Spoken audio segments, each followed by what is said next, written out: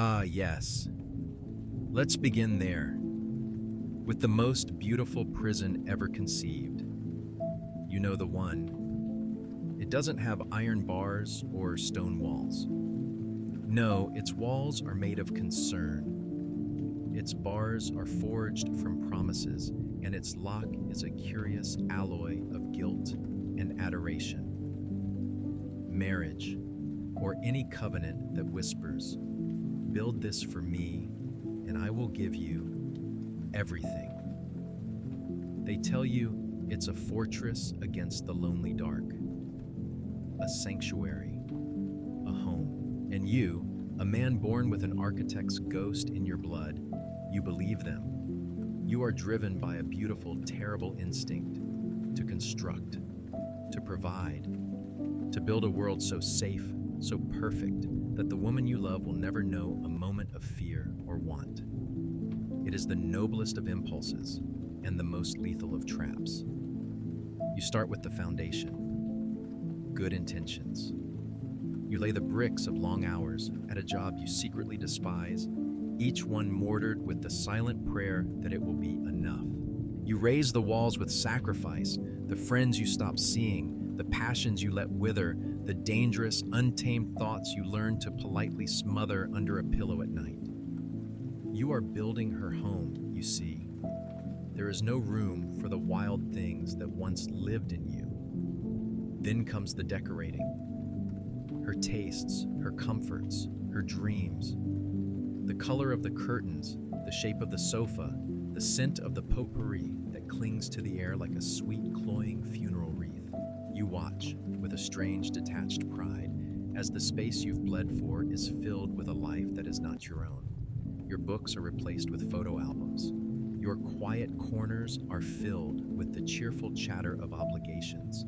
Your silence, that vast, sacred wilderness where you once hunted for truth, is paved over to make a playground for shared anxieties. And you call this love.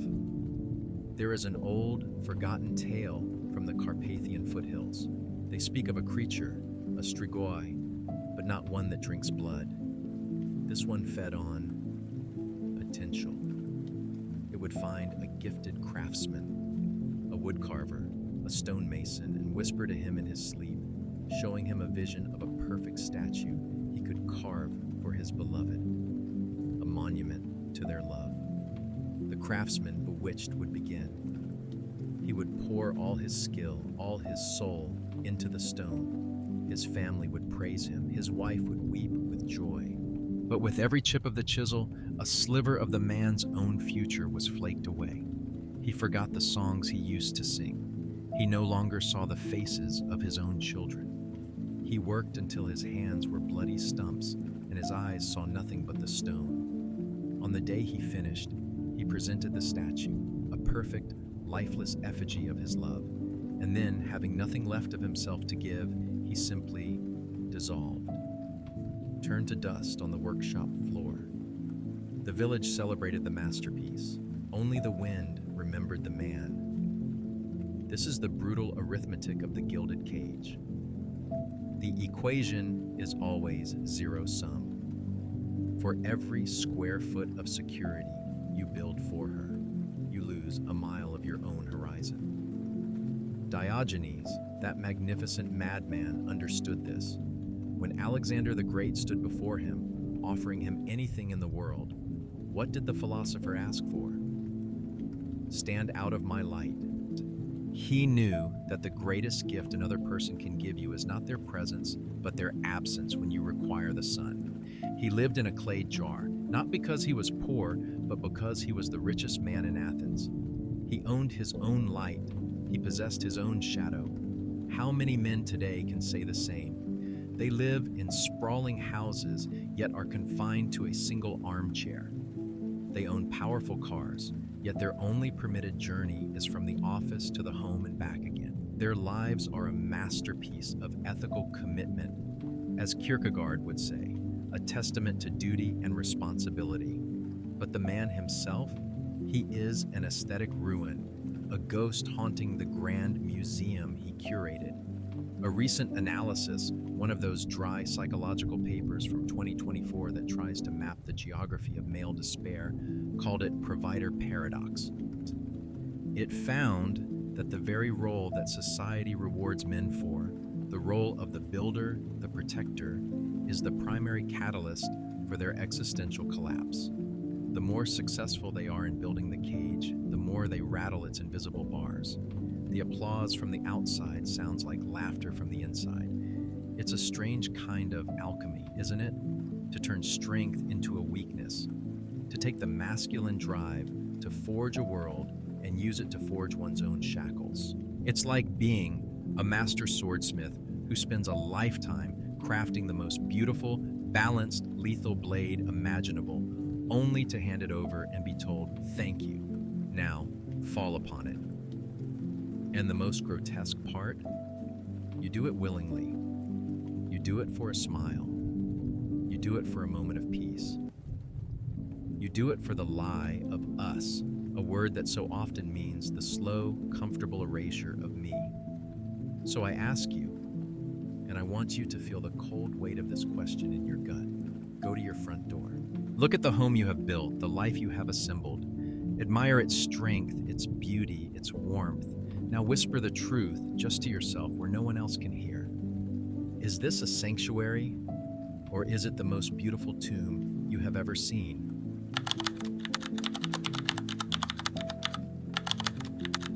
He sought a mirror to find himself, but found only the reflections of her desires. Did you ever notice how quickly you becomes we? It's a linguistic sleight of hand, a conjurer's trick played on the unsuspecting heart. One day, you are a singular note, perhaps a little dissonant, a little wild, but undeniably your own. The next, you are part of a chord, harmonious perhaps, but your individual frequency has been subtly, irrevocably altered. This is the insidious power of shared expectations. They are the invisible architects of the soul, quietly reshaping you into someone compatible. It begins innocently enough, a gentle suggestion. Wouldn't it be nice if, or a wistful sigh, a longing glance at a neighbor's manicured lawn, a friend's exotic vacation photos, the flawless image of a happy couple in a glossy magazine. These are the first whispers in the echo chamber. They don't sound like commands, but they resonate in the deepest chambers of a man's yearning for approval, for belonging, for the simple, desperate desire to make her happy. And so you begin to adjust. You trade your worn leather jacket for something more presentable. You learn to feign interest in her favorite television shows. You politely nod as she recounts the intricate dramas of her social circle, names and faces blurring into a meaningless tapestry. You start to see your own quirks, the very edges that defined you, as inconvenient. They don't quite fit the picture of the man she envisions, the partner she deserves. Slowly, imperceptibly, you begin to curate yourself.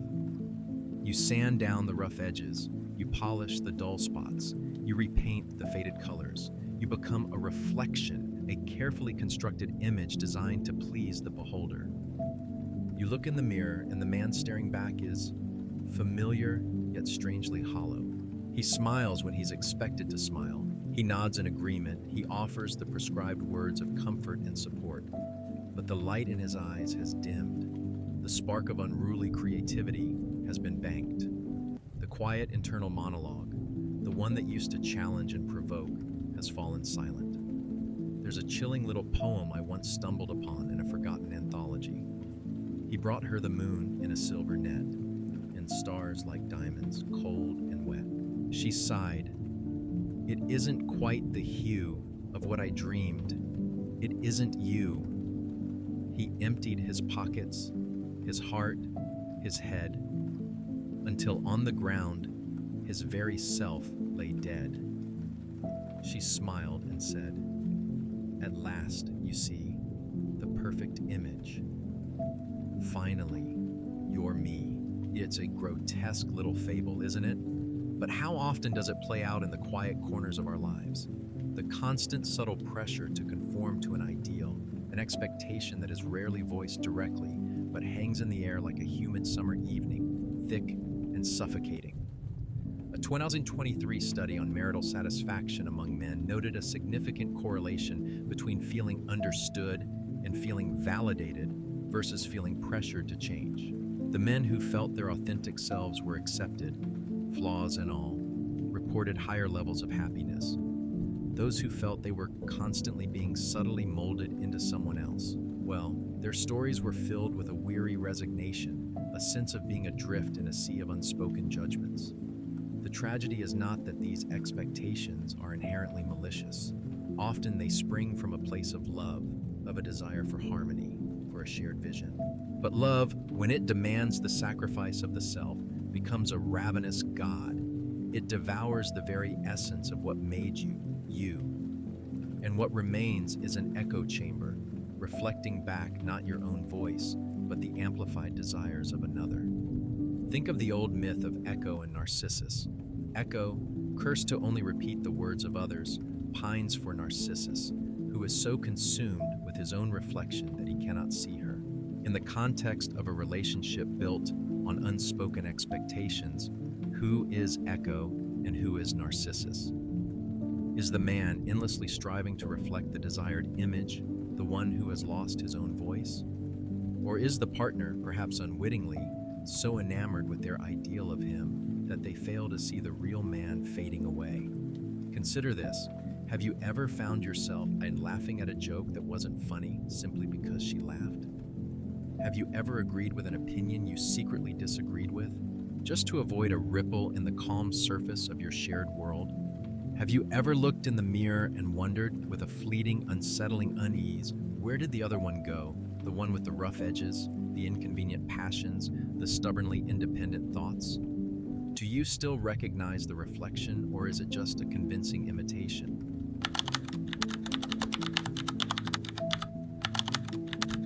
He traded his solitude for comfort and found the silence louder than before.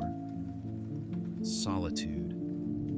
It is a word that has been demonized, twisted into a synonym for loneliness, for failure. We are told that to be alone is to be incomplete, a broken vessel yearning to be filled by another. But what if I told you that solitude is not an emptiness, but a fullness, a vast, echoing chamber where the self can finally breathe, unburdened by the expectations and reflections of others?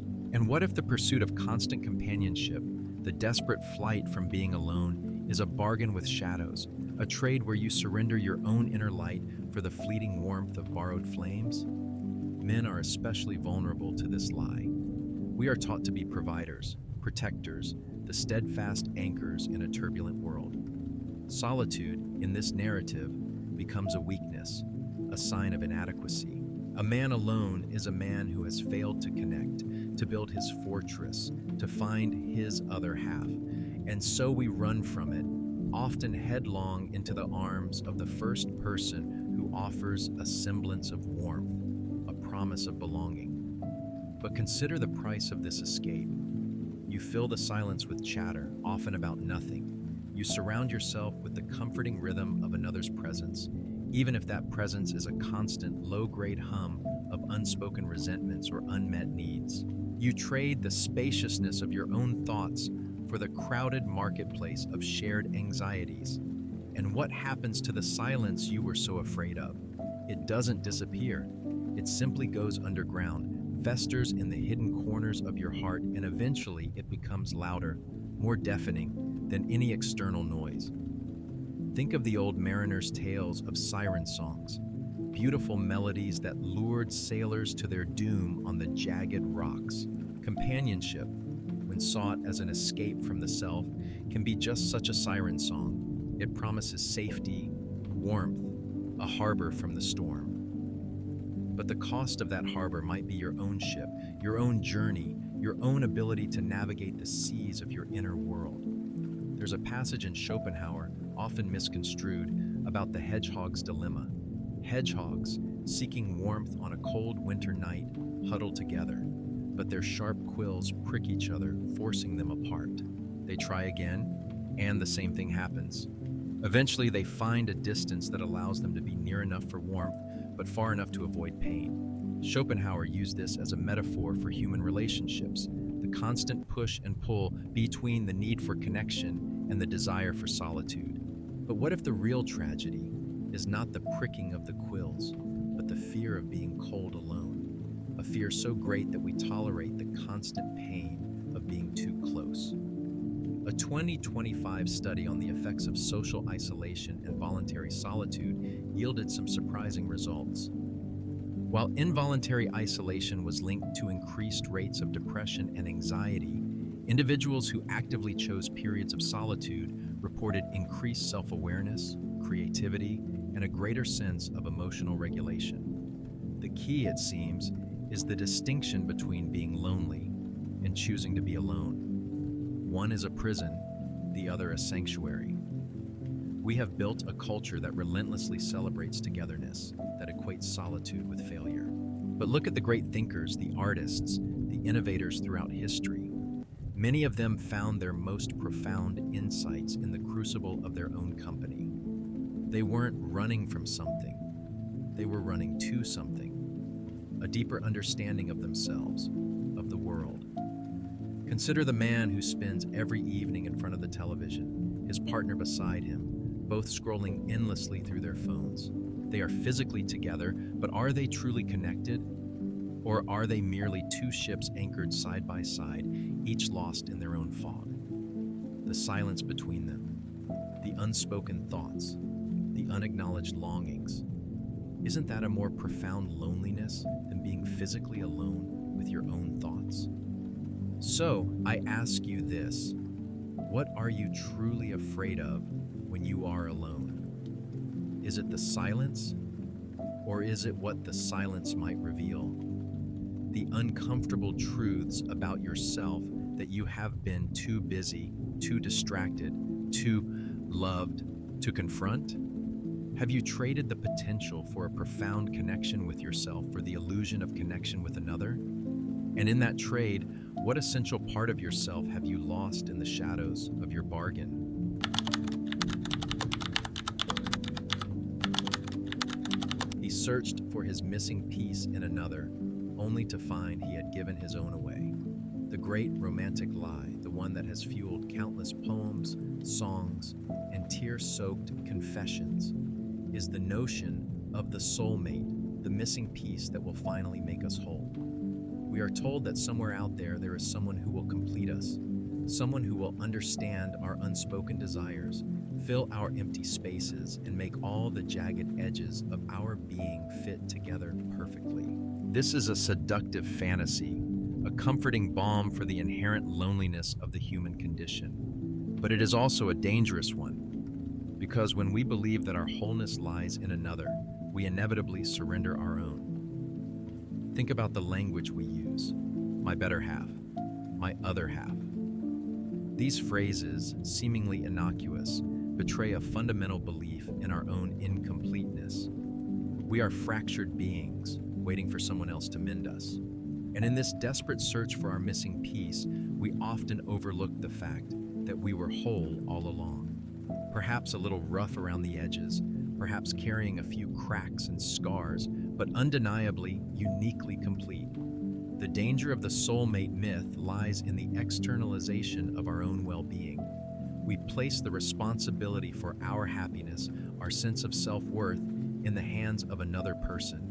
And when that person inevitably falls short of our idealized expectations, as all humans do, we feel betrayed, broken, as if our very foundation has crumbled. The love that was supposed to complete us becomes the source of our deepest pain. There's a strange piece of folklore from the Scottish Highlands about the Selkies, creatures who can transform from seals to humans.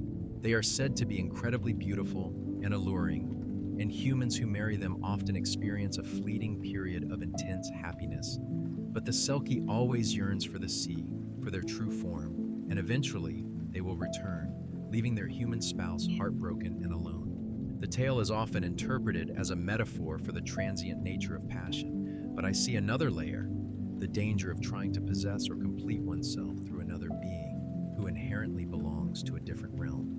Nietzsche, in his brutal honesty, spoke of the will to power not as a crude desire for dominance, but as the fundamental drive of every living thing to realize its full potential, to become what it is. When we seek completion in another, we often suppress our own will. We stifle our own unique becoming in service of the relationship. We become a satellite orbiting someone else's planet, our own light dimmed by their gravitational pull. Modern psychological research, particularly in the area of attachment theory, though I confess, much of the popular interpretation feels like a reduction of something far more complex, highlights the importance of secure attachment for healthy relationships. But secure attachment is not about finding someone to complete you. It's about two whole individuals coming together, offering support and intimacy without sacrificing their own autonomy. A 2023 meta-analysis of studies on relationship satisfaction found that individuals with a strong sense of self-identity reported higher levels of fulfillment in their partnerships. The paradox is clear. To love another fully, you must first be whole yourself. Consider the man who loses himself in his marriage, who adopts his wife's hobbies, her friends, her opinions, to the exclusion of his own. He believes he is building a stronger connection, becoming more compatible. But what happens when that relationship ends? He is left adrift, a hollow shell with no anchor of his own identity to hold on to. He gave his own pieces away in the hope of becoming one, and now he is nothing. So I ask you, have you ever felt a subtle pressure to mold yourself into someone your partner desires? Have you ever suppressed a part of yourself, a passion, a belief for the sake of harmony? And in doing so, did you feel more complete, or did you feel a piece of your own being wither and die? The search for a missing piece implies that you were broken to begin with. Perhaps the real journey is not to find someone to complete you, but to reclaim the wholeness that was always within your reach.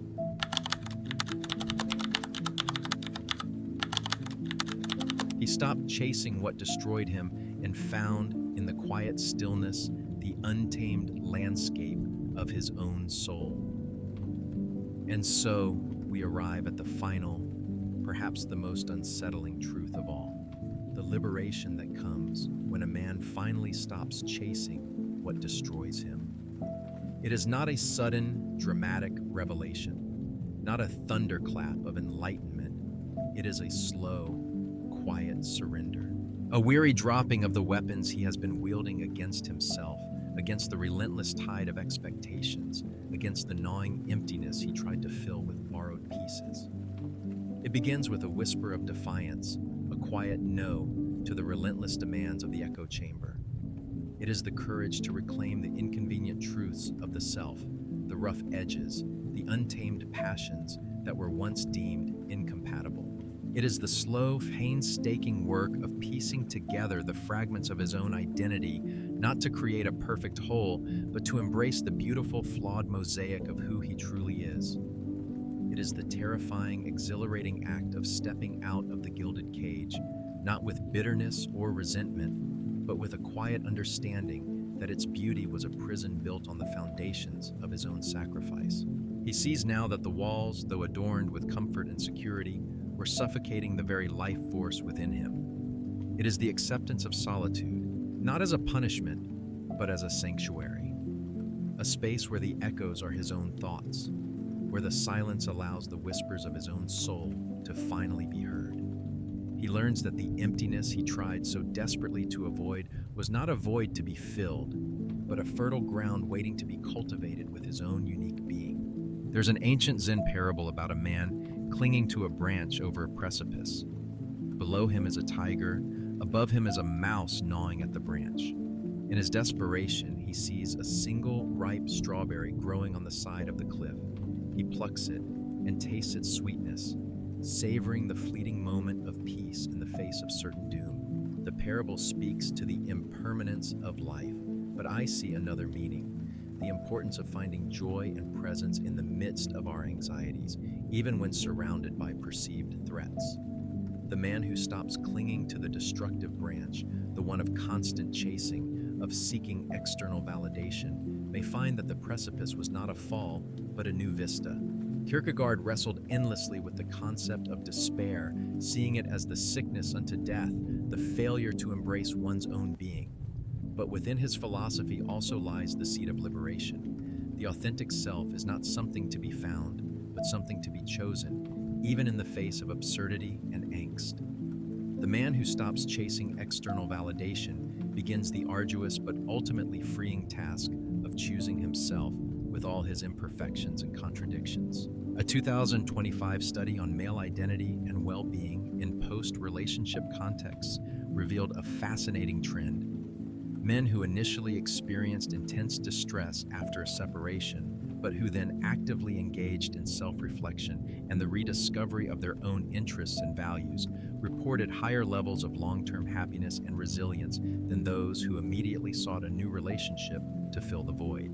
The key was the willingness to be alone, to confront the silence, and to rebuild their lives from the foundation of their own authentic selves.